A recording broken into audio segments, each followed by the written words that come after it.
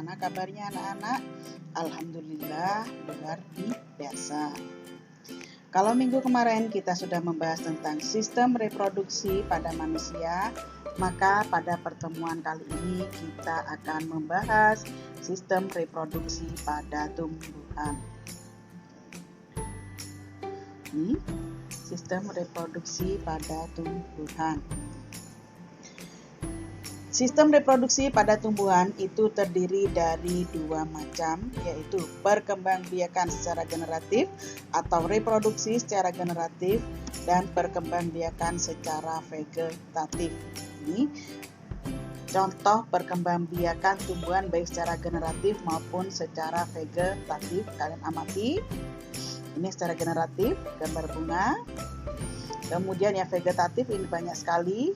Ada pisang, kemudian ada umbi-umbian, kemudian ada allium cepa atau bawang merah, ada bambu, kemudian ada wortel dan masih banyak lagi yang lainnya.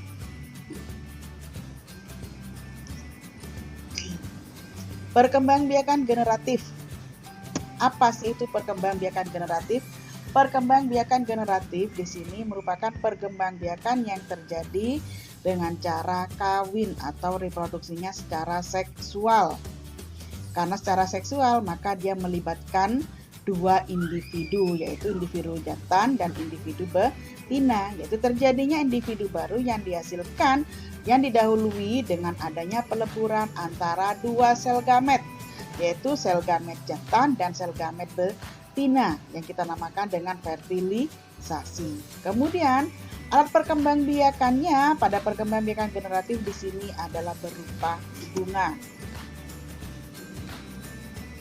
Sini bagian-bagian daripada bunga. Kita perhatikan di sini. Bunga secara umum itu dia biasanya berwarna mencolok, ada yang berwarna merah, kuning, oranye, ungu dan sebagainya. Mengapa dia berwarna mencolok? Karena untuk menarik perhatian serangga.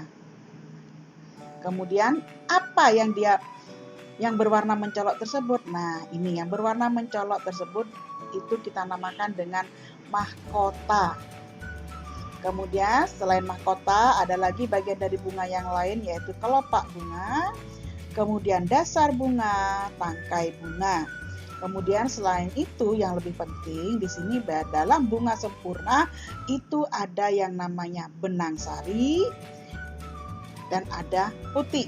Benang sari itu terdiri dari kepala sari. Kepala sari ini banyak serbuk sarinya, kemudian ini tangkai sari. Kemudian yang di sini adalah kepala putik, tangkai putik, kemudian bakal biji. Itu bagian-bagian daripada bunga. Nah, kita tahu bahwa bunga itu yang melakukan proses penyerbukan atau fertilisasi. Bagaimana proses penyerbukannya itu terjadi? Proses penyerbukan itu terjadi jika bertemunya antara benang sari dengan putik. Kemudian siapa sih benang sari dan putik itu? Benang sari di sini merupakan alat kelamin jantan pada tumbuhan, sedangkan putik itu merupakan alat kelamin betina pada tumbuhan. Sehingga benang sari dengan putik bertemu, maka terjadilah proses pembuahan atau penyerbukan atau kerennya adalah fertilisasi. Oke, selanjutnya yaitu macam-macam penyerbukan. Nah, penyerbukan itu terjadi karena beberapa hal, ya. Bisa terjadi karena penyerbukan sendiri, penyerbukan tetangga, penyerbukan silang, dan penyerbukan bastar. Apa itu penyerbukan sendiri? Nah, penyerbukan sendiri ini perhatikan di sini gambarnya ya. Penyerbukan sendiri itu terjadi jika benang sari bertemu dengan putik pada satu bunga dan pada satu tumbuhan. Itu penyerbukan sendiri. Kemudian selanjutnya yaitu penyerbukan tetangga. Nah, penyerbukan tetangga itu terjadi karena bertemunya serbuk sari dengan kepala putik pada dua bunga tetapi masih dalam satu tumbuhan. Paham ya? Selanjutnya yaitu penyerbukan silang. Penyerbukan silang ini terjadi pada 2 bunga dan 2 tumbuhan, tetapi masih dalam satu jenis, satu spesies. Itu bertemunya serbuk sari bunga A dengan dengan kepala putih pada bunga B, tetapi masih dalam tumbuhan yang sama, tetapi pada pohon yang berbeda. Kemudian yang selanjutnya itu penyerbukan bastar. Penyerbukan bastar ini terjadi proses bertemunya serbuk sari dengan kepala putih atau dengan putih pada bunga yang berbeda, tentunya juga dengan pohon yang berbeda pada spesies yang berbeda. Itu macam-macam penyerbukan. Selanjutnya kita bicarakan tentang perkembangbiakan vegetatif. Apa sih itu perkembangbiakan vegetatif? Perkembangbiakan vegetatif itu kita sebut juga dengan reproduksi secara aseksual atau tak kawin. Nah, di sini karena tak kawin, pada perkembangbiakan vegetatif hanya melibatkan satu individu. Ya, melibatkan satu individu. Biasanya, nah ini keturunan dari individu tersebut sifatnya adalah sama. Jadi sifat filialnya atau keturunannya itu pasti sama dengan sifat induknya atau parentalnya. Perkembangbiakan vegetatif pada tumbuhan di sini dapat menghasilkan individu baru tanpa melibatkan proses fertilisasi atau proses peleburan antara inti sel sperma dengan inti sel telur sehingga yang membentuk yang namanya zigot. Nah, itu tentang perkembangbiakan vegetatif pada tumbuhan. Selanjutnya, perkembangbiakan vegetatif pada tumbuhan dapat dilakukan dengan 2 cara, yaitu secara alami dan secara buatan. Secara alami itu bagaimana? Secara alami di sini tumbuhan dapat berkembang biak dengan tubuhnya sendiri tanpa adanya bantuan, baik itu bantuan manusia dan sebagainya. Jadi intinya perkembangbiakan vegetatif secara alami itu terjadi secara alam. Kemudian yang kedua, perkembangbiakan vegetatif buatan. Ini tumbuhan itu berkembang biak dengan bantuan manusia yang tentunya memiliki tujuan-tujuan tertentu, misalkan menghasilkan keturunan yang lebih baik, baik itu rasanya lebih manis, tidak berbiji, lebih besar, dan berbuah lebih cepat, dan masih banyak lagi lah.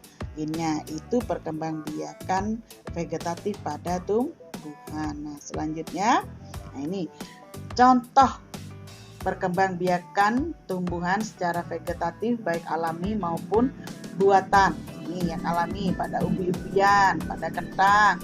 Kemudian yang lainnya lagi ini pada stroberi. Banyak ya di daerah sekitar kita stroberi. Nah, ini termasuk perkembangbiakan tumbuhan vegetatif secara alami. Dengan cara bagaimana? Kamu lihat di bukunya. Kemudian di sini ada daun bawang, kemudian pisang, cocor bebek, dan masih banyak lagi contoh perkembangbiakan tumbuhan secara vegetatif alami. Kemudian yang kedua yaitu contoh perkembangbiakan tumbuhan vegetatif secara buatan. Contohnya dengan cara mencangkok, kemudian sambung batang, kemudian sambung mata atau okulasi. Biasanya buatan ini banyak terjadi pada pencangkokan, utamanya pada tumbuhan yang berkayu, memiliki kambium batang keras, contohnya pada mangga, rambutan, dan sebagainya. Kemudian kalau okulasi sambung mata itu biasanya banyak dilakukan pada tumbuhan yang berbunga, sehingga jangan heran kalau melihat dalam satu tumbuhan itu bunganya berwarna-warni. Nah, itu merupakan penerapan dari sambung mata atau okulasi. Ini macam-macam.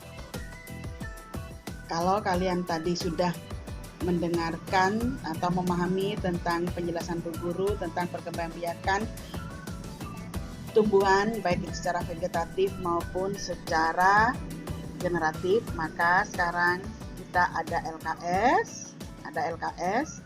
Tolong diperhatikan ya LKS-nya di sini.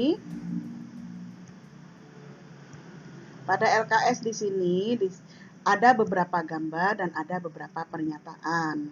Tolong kamu jodohkan antara gambar yang ada di sini dengan pernyataan tersebut diisikan. Ini tugas mandiri, tugas individu. Kemudian tugas selanjutnya yaitu berkenaan dengan perkembangbiakan vegetatif buatan, itu adalah tugas kelompok di mana masing-masing siswa membentuk kelompok paling banyak terdiri dari 4 orang, cari rumah yang berdekatan. Tugasnya, ini tugas proyek, kalian membuat baik itu mencangkok ataupun okulasi atau mengempen atau sebagainya. Jadi intinya satu kelompok membuat satu tugas proyek, di mana tugas proyek itu harus dikumpulkan paling lambat nanti akhir bulan November. Mengapa? Karena itu merupakan salah satu syarat kalian mengikuti penilaian akhir semester ganjil. Nah, anak-anak, demikian tadi penyampaian materi tentang sistem perkembangbiakan pada tumbuhan. Semoga apa yang disampaikan ini dapat bermanfaat bagi kalian dan dapat kalian terapkan dalam kehidupan sehari-hari. Billahi taufiq wal hidayah. Assalamualaikum warahmatullahi wabarakatuh.